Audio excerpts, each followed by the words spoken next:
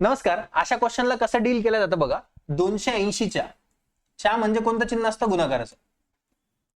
x%, टक्के म्हणजे बक्कारा 100 येणार. 240 15% म्हणजे बक्कारा 100 प्लस 310 20% भागाकारात येणार 100. आता तुम्ही याला भाग देत बसले तर जास्त टाइम जाईल.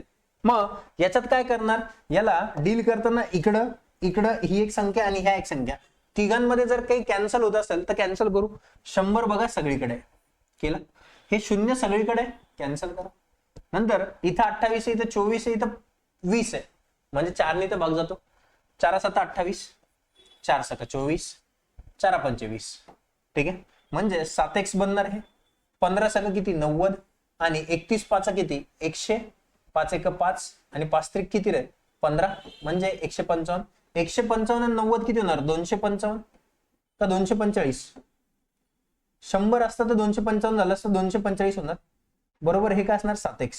7 1 7, 7 3 21, 3 उरले, 7 5 35. म्हणजे ऑप्शन नंबर बी. असेच क्वेश्चन बघण्यासाठी चॅनलवरती नवीन असाल तर चॅनलला सबस्क्राईब करायला विसरू नका राजांनो.